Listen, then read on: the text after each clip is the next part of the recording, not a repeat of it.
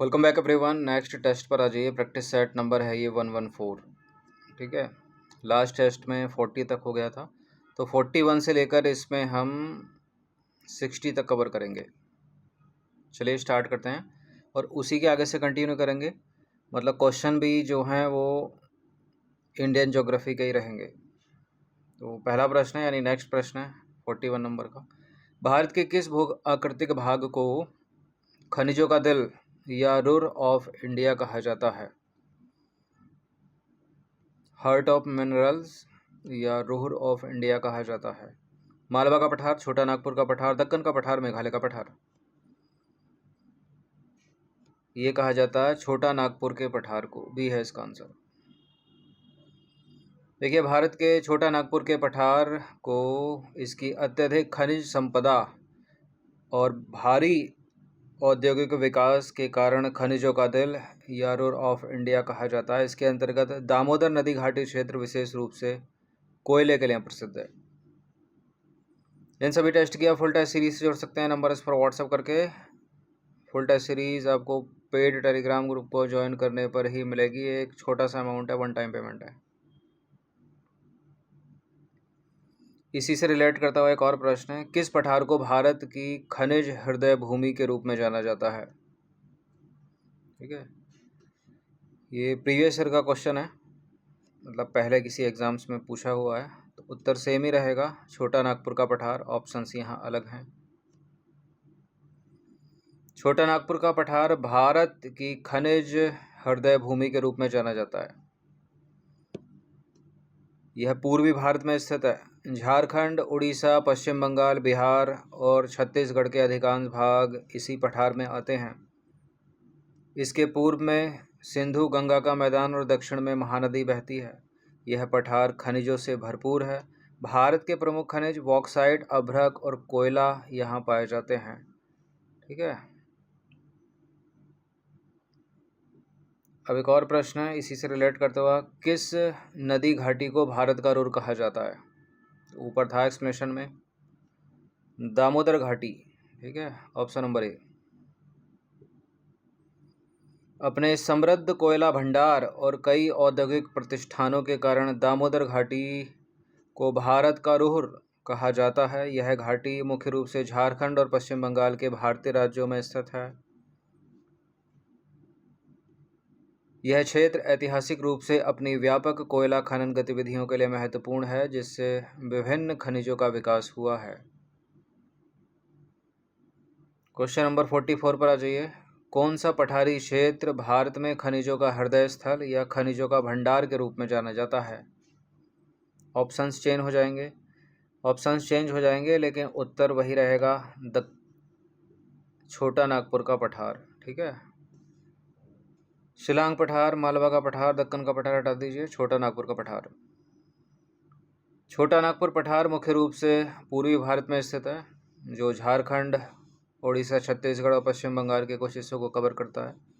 इसे भारत का खनिज हृदय स्थल कहा जाता है क्योंकि इसमें कोयला, लौह अयस्क, मैग्नीज, अभ्रक, बॉक्साइट और यूरेनियम जैसे खनिजों के प्रचुर भंडार हैं।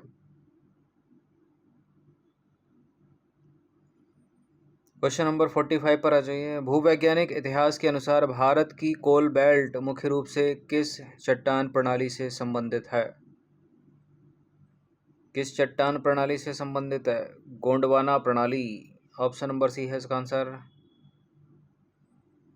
देखिए, भूवैज्ञानिक इतिहास के अनुसार भारत की अधिकांश कोल बेल्ट मुख्य रूप से गोंडवाना चट्टान प्रणाली से संबंधित है। भंडार की बात करें, भारत के कुल कोयला भंडार का लगभग 98% और कुल कोयला उत्पादन का 99% हिस्सा गोंडवाना कोयले से ही प्राप्त होता है। ये चट्टानें 250 मिलियन वर्ष पुरानी हैं। ठीक है, और कोयले का प्रकार यहाँ मुख्य रूप से बिटुमिनस प्रकार का उच्च कोटि का कोयला पाया जाता है।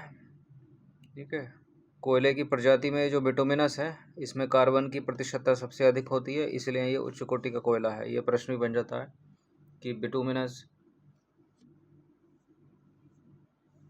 एंथ्रेसाइट, लिग्नाइट और पीट में सबसे उच्चतम कोटि का कोयला कौन सा है? तो एंथ्रेसाइट है सबसे उच्चतम तो, लेकिन यहाँ उच्च कोटि का है बिटुमिनस जो इसमें पाया जाता है। ठीक है, उच्च और उच्चतम, उच्चतम है एंथ्रेसाइट, उसके बाद बिटुमिनस का नाम आता है, फिर लिग्नाइट, फिर पीट, इस तरह से चलता है। जैसे जैसे कार्बन जितना ज़्यादा होगा कोयले में, उसका जो ज्वलनशील कोटिमान है वो अधिक होगा। भारत की मुख्य कोल बेल्ट जो है वो दामोदर घाटी यानी झारखंड पश्चिम बंगाल, महानदी घाटी जो कि है छत्तीसगढ़ उड़ीसा, गोदावरी और वर्धा घाटी यानी महाराष्ट्र तेलंगाना में स्थित है। ठीक है,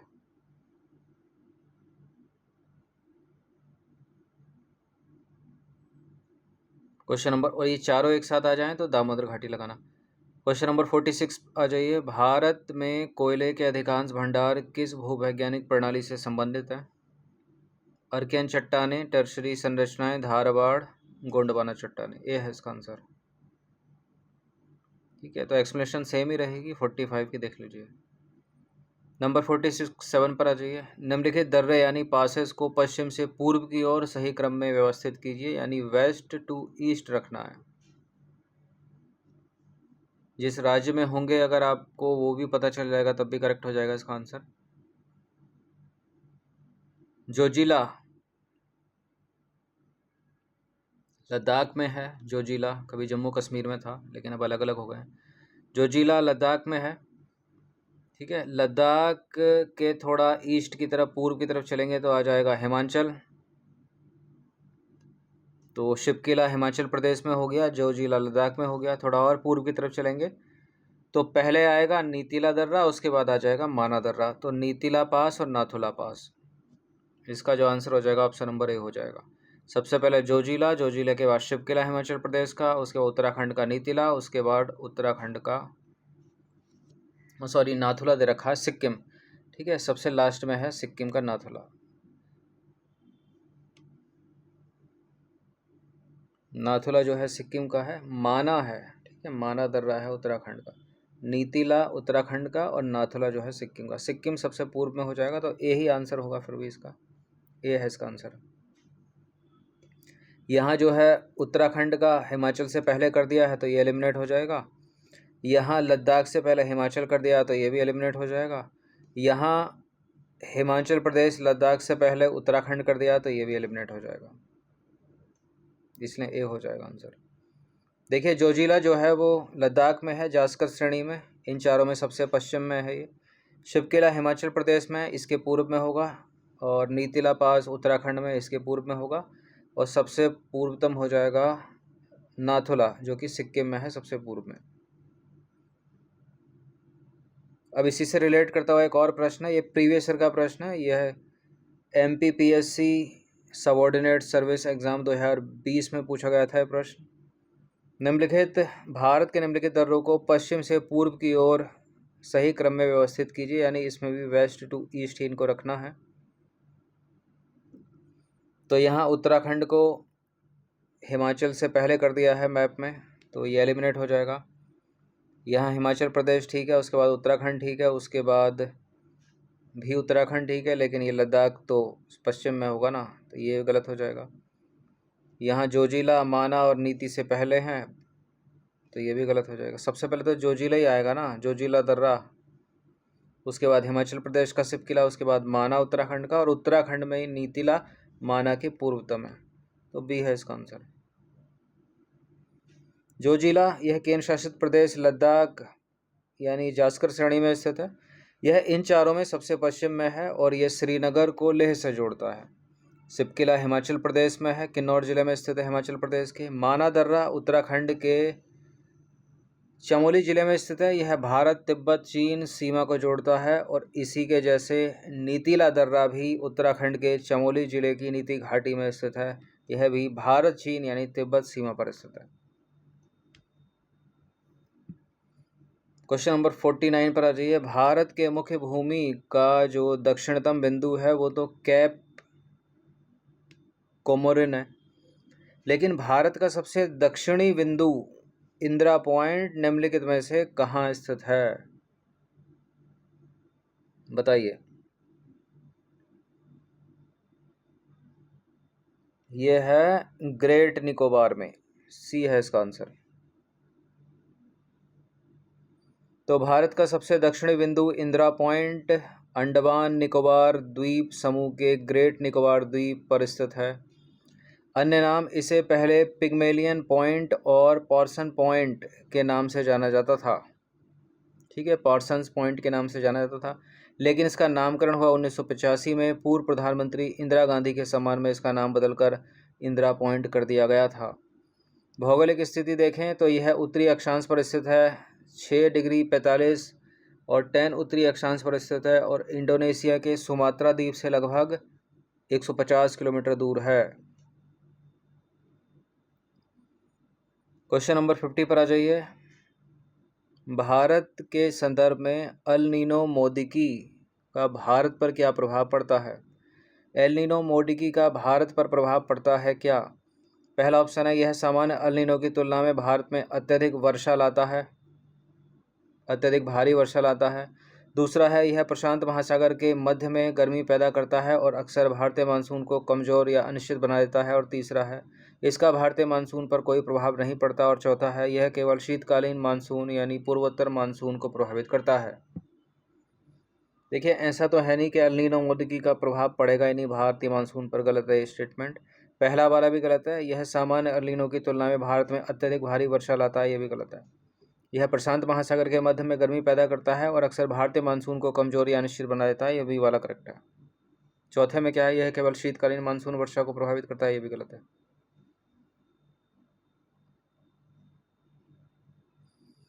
अल नीनो मौदिकी का भारतीय मानसून पर अपेक्षाकृत कम और असमान प्रभाव पड़ता है, लेकिन यह पारंपरिक अल नीनो की तुलना में अधिक अनिश्चित और क्षेत्रीय भिन्नता पैदा करता है। जापानी शब्द मौदिकी का अर्थ है समान लेकिन अलग। यह प्रशांत महासागर के मध्य में गर्मी पैदा करता है और अक्सर भारतीय मानसून को कमजोर या अनिश्चित बना देता है, तो बी करेक्ट हो जाएगा। मोस्ट इंपॉर्टेंट प्रश्न है, क्वेश्चन नंबर 51 है, सिंधु नदी प्रणाली की निम्नलिखित नदियों में से कौन सी नदी सीधे सिंधु नदी में नहीं मिलती बल्कि अन्य नदियों से मिलकर पंचनाद बनाती है और फिर सिंधु में मिलती है?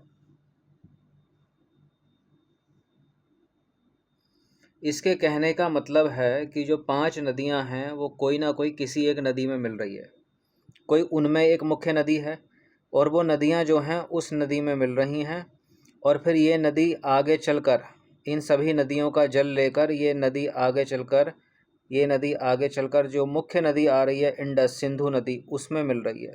ठीक है, तो इस नदी को पूछ रहा है कि ये कौन सी नदी है।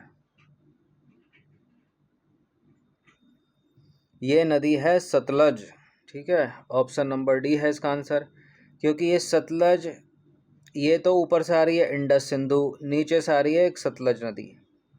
अब इसी सतलज में यहाँ से ब्यास कुंड से ब्यास निकल कर इसमें मिल जा रही है। एक यहाँ से आ रही है चिनाब नदी, इस चिनाब में झेलम मिल रही है और इसी चिनाब में जो है रावी मिल जा रही है और व्यास मिल जा रही है सतलज में। तो ये तीन नदियाँ अपना जल जो है वो सतलज में, ये जो सतलज नदी है इन सभी नदियों का जल अपने में मिला रही है और ये सतलज आगे चलकर मिल जा रही है इंडस में यानी सिंधु में, और वही पूछ रहा है, डी है इसका आंसर। देखिए यहाँ से देखो इसको, इंडस जो सिंधु मुख्य नदी है यहाँ आ रही है ये, ठीक है, सतलज यहाँ से निकल रही है। अब इसी सतलज में जो है ब्यास यहाँ से आकर अपना जल मिला दी, ऊपर से एक आ रही है चिनाब। ठीक है, तो चिनाब में झेलम अपना जल मिला रही है, फिर रावी मिला रही है, फिर ये तीनों जो हैं इसी सतलज में मिल जा रही हैं, फिर ये सतलज इन तीनों का और इस व्यास का जो जल लेकर आगे इंडस में मिल जा रही है। तो सतलज वह प्रमुख नदी है जो सीधे सिंधु नदी में नहीं मिलती। इसके बजाय यह अन्य 4 नदियों यानी झेलम, चिनाब, रावी और व्यास के जल को अपने में मिला लेती है और एक संयुक्त जलधारा के रूप में पंचनाद बनाती है जो अंततः सिंधु नदी में जाकर गिरती है। सिंधु नदी तंत्र से जुड़े कुछ मुख्य तथ्य यदि हम देखें तो सहायक नदियों का संगम, झेलम और रावी नदियां चिनाब में मिलती हैं, व्यास सतलुज नदी में मिलती है, पंचनाद, इसके बाद चिनाब का जल सतलुज नदी में मिल जाता है। ठीक है, और क्या होता है, मिठानकोट यानी पाकिस्तान के पास यह 5 नदियां यानी झेलम, चिनाब, रावी, व्यास और सतलज मिलकर पंचनाद का निर्माण करती हैं। सिंधु में विलय, यह पंचनाद की संयुक्त धारा ही है जो आगे चलकर सीधे सिंधु नदी में विलीन हो जाती है। क्लियर। अब इसी से रिलेट करता हुआ एक और प्रश्न है, ये प्रश्न पूछा गया था यूपीएससी सिविल सेवा 2021 में, जो कोविड के कारण पोस्टपोन्ड हो गई थी और अक्टूबर के महीने में हुई थी। प्रश्न क्या है, सिंधु नदी तंत्र के संदर्भ में निम्नलिखित 4 नदियों में से 3 नदियां इनमें से किसी एक नदी में मिलती हैं। ठीक है, जो सीधे सिंधु नदी में मिलती है। निम्नलिखित में से वह नदी कौन सी है जो सिंधु नदी से सीधे मिलती है? इसमें भी देखिए सतलज होगा इसका भी आंसर। ठीक है, तो ये सिंधु आ रही है, मुख्य नदी ऊपर से इंडस आ रही है, ये नीचे से आ रही है सतलज। तो इसी सतलज में ब्यास मिल गई, और जो आ रही है चेनाब, इस चेनाब में झेलम मिल गई और रावी मिल गई। ये तीनों नदियाँ, ये 1 2 3 4, ये चारों नदियों का जल आकर मिल गया सतलज में, और फिर इन सभी का जल आगे जाकर मिला सिंधु में। तो सिंधु तंत्र में मुख्य रूप से सिंधु, झेलम, चिनाब, रावी और व्यास, सतलज शामिल हैं। झेलम और रावी चिनाब नदी में मिलती हैं, ब्यास नदी सतलज नदी से मिलती है, और फिर सतलज व चिनाब मिलकर पंचनाद बनाती हैं, जो मुजफ्फरगढ़ जिले में उच्च शरीफ से 10 मील उत्तर में स्थित है। यह संयुक्त धारा जो है वो 44 मील तक दक्षिण पश्चिम की ओर बहती है और मिठानकोट में सिंधु नदी में मिल जाती है। कंफ्यूजिंग पेयर हैं यहाँ पर। सतलज जो है वो सिंधु की सबसे लंबी सहायक नदी है, और जो चिनाब है वो सिंधु नदी की सबसे बड़ी सहायक नदी है। याद रखना इस चीज़ को। क्वेश्चन नंबर 53 पर आ जाइए। प्रायद्वीप भारत यानी पेनिनसुलर इंडिया की निम्नलिखित नदियों को उत्तर से दक्षिण की ओर, उत्तर से दक्षिण के क्रम में रखना है। सबसे पहले आ जाएगी स्वर्ण रेखा, स्वर्ण रेखा के बाद महानदी आएगी या गोदावरी आएगी? स्वर्ण रेखा के बाद महानदी ही आएगी। ठीक है, महानदी के दक्षिण में है गोदावरी, और गोदावरी के दक्षिण में है कृष्णा। तो 1 2 3 4 वाला ही यहाँ पर बन गया। किस में है? ऑप्शन नंबर सी में। देखिए स्वर्णरेखा नदी सबसे उत्तर में है, झारखंड उड़ीसा में, उसके दक्षिण में महानदी है, फिर गोदावरी है, और सबसे दक्षिण में कृष्णा नदी बहती है। इन सभी टेस्ट की आप फुल टेस्ट सीरीज से जुड़ सकते हैं। एक छोटा सा अमाउंट है, इतना कम इसलिए रखा है ताकि सभी लोग इसको इजीली अफोर्ड कर सकें, और full test series PDF form पे मिलेगी, आप प्रिंट आउट कराकर इजीली पढ़ सकते हो इसको। क्वेश्चन नंबर 54 पर आ जाइए। भारत में शिलोंग पठार के संदर्भ में निम्नलिखित कथनों पर विचार करेंगे। 2 कथन है यहाँ पर। यह हिमालय पर्वत श्रृंखला का एक पूर्वी विस्तार है। यह मुख्य प्रायद्वीपीय पठार से मालदा भ्रंश द्वारा अलग होता है, मालदा फॉल्ट के द्वारा। पहला वाला गलत है। भारत में जो शिलोंग पठार है ना, वो प्रायद्वीप ही जा रहा है वहाँ तक। ठीक है, हिमालय नहीं है, याद रखना इस चीज़ को, इम्पोर्टेंट लाइन है ये। तो भारत में जो शिलोंग पठार है वो हिमालय पठार का ही विस्तार है, पूर्वी विस्तार है। दूसरा वाला सही है केवल। यह मुख्य प्रायद्वीप पठार से मालदा भ्रंश यानी मालदा फॉल्ट द्वारा अलग होता है। देखिए शिलोंग पठार वास्तव में प्रायद्वीप पठार का हिस्सा है, न कि हिमालय का, जो मालदा गैप या मालदा फॉल्ट द्वारा छोटा नागपुर पठार से अलग हो गया है। नंबर 55 पर आ जाइए। भारत के पश्चिमी घाट यानी वेस्टर्न घाट और पूर्वी यानी ईस्टर्न घाट के संदर्भ में कौन सा भू आकृतिक लक्षण सही है? 4 में से केवल एक ही सही है। पूर्वी घाट की औसत ऊंचाई पश्चिमी घाट की तुलना में अधिक है। ठीक है, ये बोल रहा है पूर्वी घाट की औसत ऊंचाई पश्चिमी घाट की तुलना में अधिक है, गलत है, कम है। पश्चिमी घाट की तुलना में पूर्वी घाट की ऊंचाई कम है, तभी तो जो पेनिनसुलर नदियां हैं पूर्वी घाट को काटकर इजीली बंगाल की खाड़ी में गिर जाती हैं। गलत है पहला स्टेटमेंट। दोनों घाट कन्याकुमारी में एक दूसरे से सीधे मिलते हैं, नीलगिरी में मिलते हैं, तमिलनाडु केरल कर्नाटक की संयुक्त सीमा पर। पश्चिमी घाट निरंतर है जबकि पूर्वी घाट खंडित और असमान है। बिल्कुल पूर्वी घाट जो है कटा फटा है, खंडित असमान है।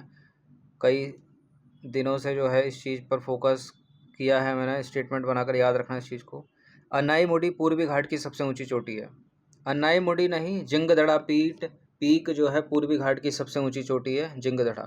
अन्नाईमुडी तो पश्चिमी घाट की सबसे ऊंची चोटी है अन्नामलाई पहाड़ियों में, तो ये जो है गलत हो जाएगा, केवल सी वाला ही सही हो जाएगा। ठीक है, नई किताबों में है जिंगदड़ा पीक पूर्वी घाट की सबसे ऊंची चोटी, पुरानी किताबों में जो है वो महेंद्रगिरी है। तो पहला वाला सही नहीं है, क्योंकि पूर्वी घाट की जो औसत ऊंचाई है पश्चिमी घाट की तुलना में कम है। दूसरा वाला भी गलत है, पूर्वी और पश्चिमी घाट नीलगिरी पहाड़ियों में आपस में मिलते हैं, तमिलनाडु केरल कर्नाटक की सीमा पर। तीसरा वाला सही है, चौथा गलत है।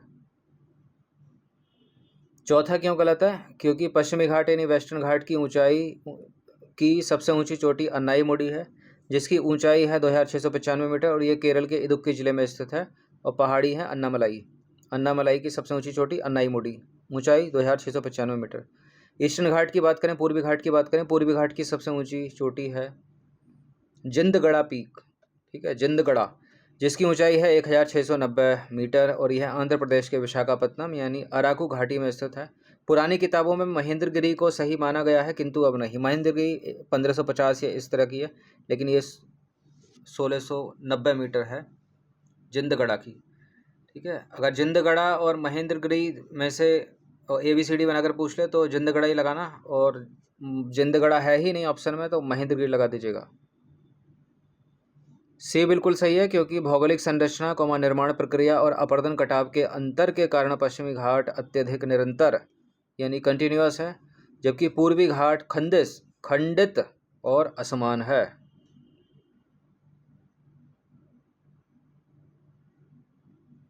56वें नंबर का प्रश्न है, सर्दियों के मौसम में भारत के उत्तर पश्चिमी भाग में होने वाली वर्षा का मुख्य कारण क्या है, खासकर पंजाब और हरियाणा में?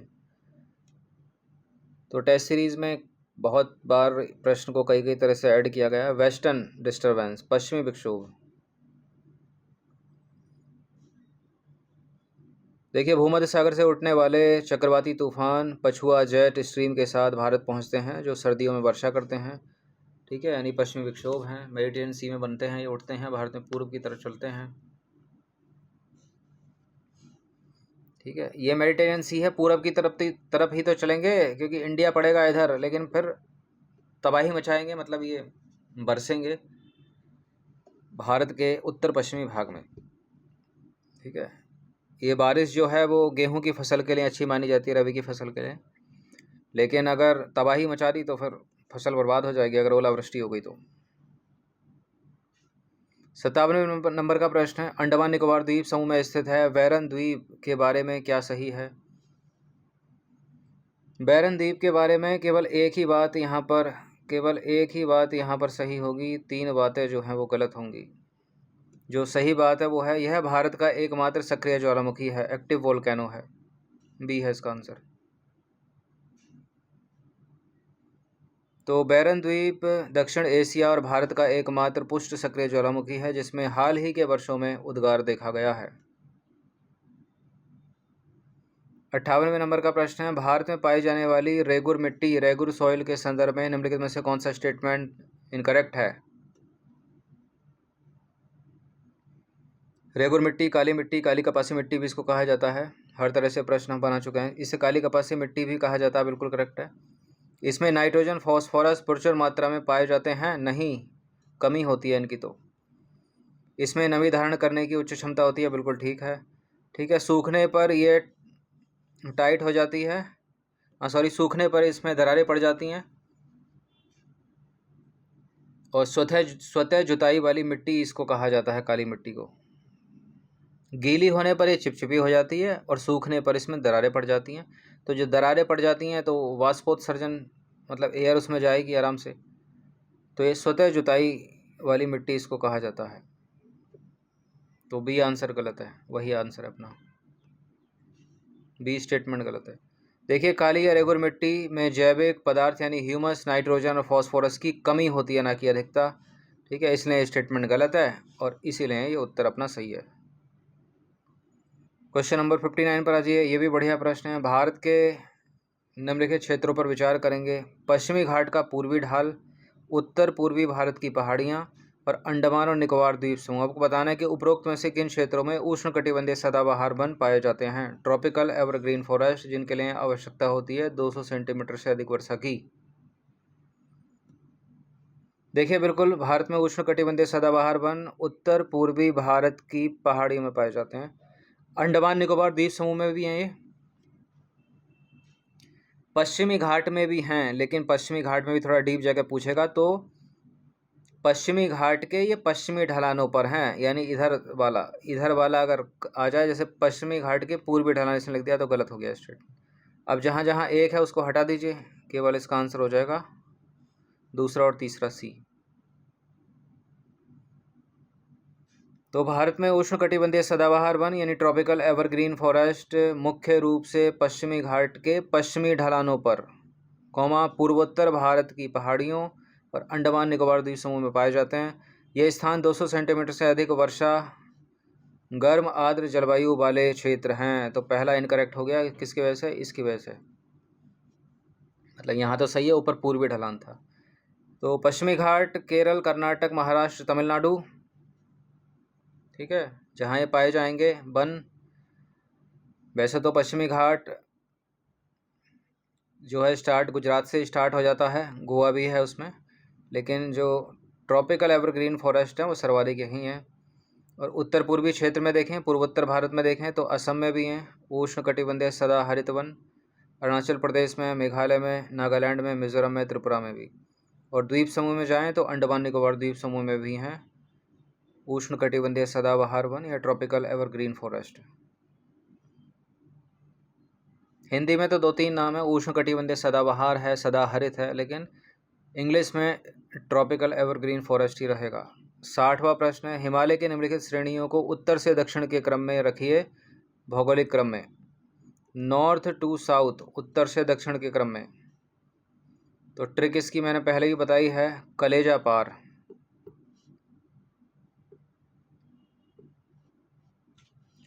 कलेजा यानी के फॉर कराकोरम, ला लद्दाख श्रेणी हो गई, जास्कर श्रेणी हो गई, पीर पंजाल हो गई। तो कराकोरम, लद्दाख, जास्कर, पीर पंजाल यानी दूसरा, पहला, तीसरा, चौथा।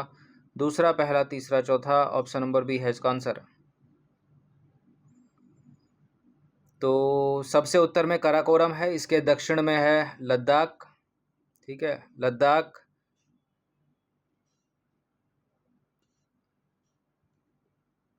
लद्दाख कौमा जास्कर, ठीक है, लद्दाख, जास्कर। अच्छा, ये तीनों के तीनों जो ऊपर हैं, कराकोरम, लद्दाख, जास्कर, ये तीनों ट्रांस हिमालय में है, याद रखना। फिर मुख्य हिमालय के हिस्से के रूप में है पीर पंजाल श्रेणी। ट्रिक रिमेंबर, अगर आपको याद हो तो, कलेजा पार, ठीक है, यह है हिमालय। तो ये है महान हिमालय, बीच में लघु हिमालय या मध्य हिमालय, हिमाचल हिमालय, सबसे दक्षिण में शिवालिक हिमालय या आउटर हिमालय या वाह्य हिमालय। इसके ऊपर भी चले जाएंगे तो ये ट्रांस हिमालय हो गया। तो कराकोरम, लद्दाख और पीर पंजाल इसी ट्रांस हिमालय में है, ठीक है।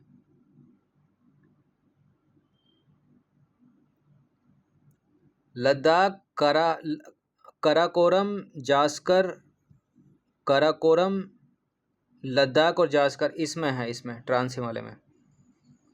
और फिर महान हिमालय में यहाँ पीर पंजाल।